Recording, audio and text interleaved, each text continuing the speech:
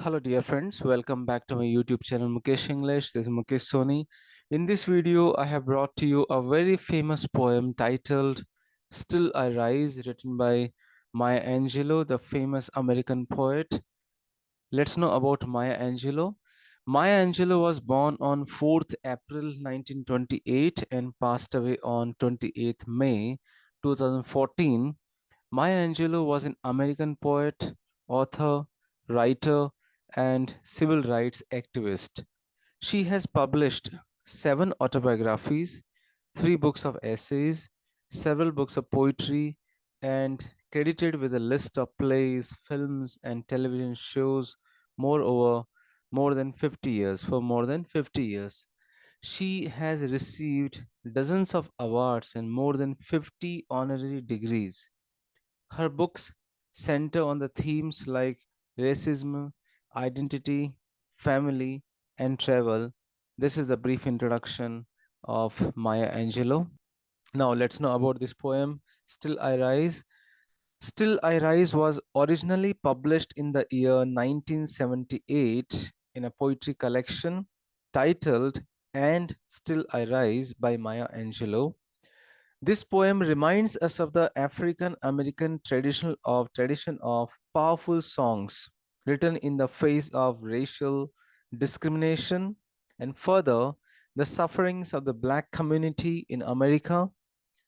In this poem, Maya Angelou expresses her extraordinary self-esteem and black pride, which helps all who are like her rise above any kinds of injustice and trials. This poem is a universal message about the resilience of the human spirit.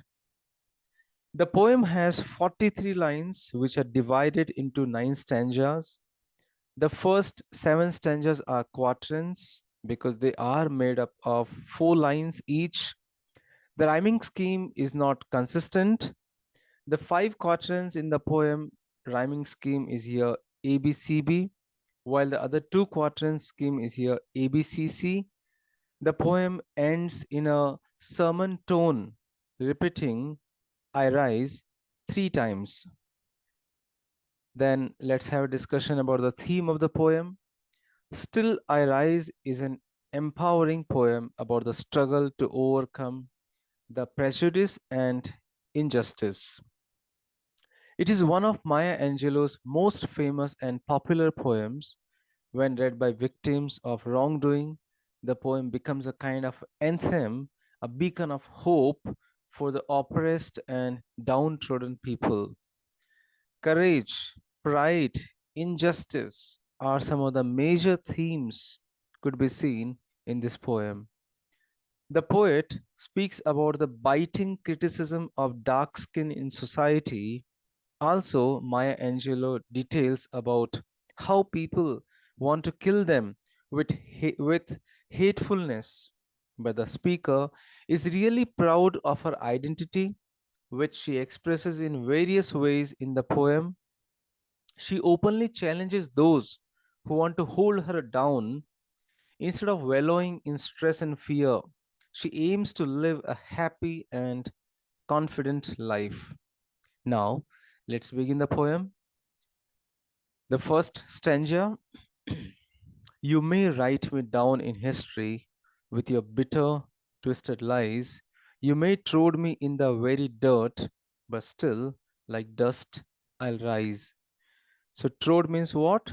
Stepping, walking, to step, to walk further. What does the poet say here? The poem begins with a direct address to the ones who are trying to write her down in history, who are trying to put her down in history. Oppressors try to change the facts of history with the bitter, twisted lies. The poet is firm in a courage that even if she's put down to the level of dirt, but she will rise from it like dust rises. So she's so courageous, she's able to face those people who are oppressing, those people who are trying to downtrod the very like here those black people if you say here, but she's able to face all the challenges and she says that Even if they put her down to the level of dirt, she will rise in such a manner how the dust rises. So that is the really salute to her, the way she expresses her dare. Next stanza, she says, does my sassiness upset you? Why are you beset with gloom? Because I walk like I have got oil wells pumping in my living room? Sassiness means to say very boldness, bold smartness, insolence. Beset means who to surround, attack on all sides. It emphasizes the surprise in the hearts of oppressors who still see the boldness in the victims. These oppressors, those who are really trying to put her down, they are surprised to see the boldness. The poet is taunting them because of why her liveliness should turn them gloomy. Maya Angelou expresses that even in her impoverishment, she walks with all glory of self pride. She might be poor, but she walks with all self esteem, self pride. In America, the businessmen of oil industry are among the richest people, and the pride of the speaker in the poem is not anywhere lesser than these rich people. The way she expresses her behavior, the way she expresses her body language, which shows that she is as rich as the people who are holding the oil industry in America. So she herself does not feel that she is lower to those rich people, because the way she walks with the glory of self pride and self esteem. Next, further she says, just like moons and like suns, with the certainty of tides, just like hopes springing high, still I rise. There is a firmness in the poet's conviction in a capacity to rise. Moons and suns are eternal facts of the universe that never change, all of us know very well. Suns and the moon's presence creates tides on the earth, that also we know the system, which is more than certain. So, similarly, human hopes are always high, and Maya Angelou will keep rising just like these certain facts which can never be stopped. Just like moon and sun cannot stop the tides, just like the tides cannot be stopped. Similarly, similarly, just like those activities cannot be stopped here, similarly, the poet will keep rising. Maya Angelou will keep progressing, will keep growing. She'll always keep um, her glory, her self pride always high in spite of all the challenges. So, here there's a great comparison we could see here. Her strength, her dare could be seen just like her strength is universal as moons and suns or the tides. Further, she says, did you want to see me broken? Bowed head and lowered eyes, shoulders falling down like teardrops, weakened by my soulful cries. The enemy wants to see her broken. The poet is questioning this. It is universal reminder of American slavery, which reduced black people, to submission. So this stanza reminds us of American slavery, where the black people they they surrendered to the richest people, and they want to see her walking with a bowed head, not to be able to see them in the eyes. So these oppressors, they want her, she should bow down, she should not show her dare, her strength, right? She should be like she should surrender to those people. So they want to see such kind of feelings in her eyes, feelings of defeat. The poet compares the fallen shoulders of the victim to teardrops. The poet here won't given to the weakness that the victim expressed in the soulful cries.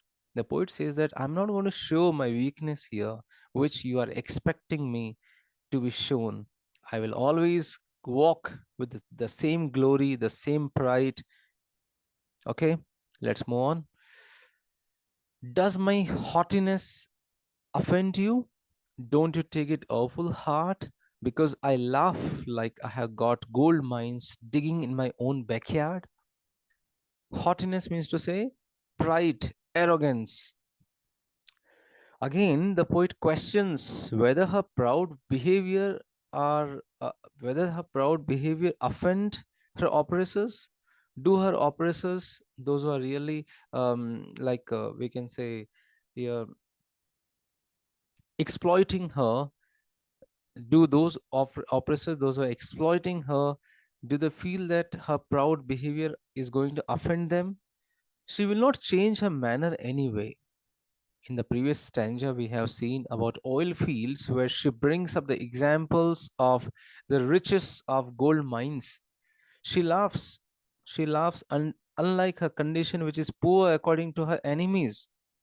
According to her enemies, her condition is so poor. But she laughs. Why? She mocks here. She laughs with such a rich pride, just like her backyard has gold mines in it. She exposes in such a manner that she is the richest lady on the earth, right?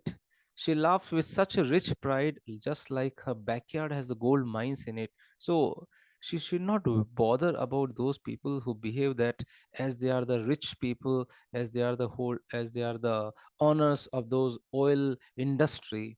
She says that she's also not less than, even she's also not less than, and she is expressing as as the her backyard has the gold mines, right? Means to say she might possess the gold like this. So that means to say that she is not giving up, she's not we can say surrendering herself to those oppressors. At all the point of her life, at every step of her life, she is we can say expressing herself as she's the best. She's showing her dare, her strength in spite of all the challenges which all the other black people they are facing. Okay, you may shoot me with your words, you may cut me with your eyes, you may kill me with your heart, with your hatefulness, but still, like air, I will rise.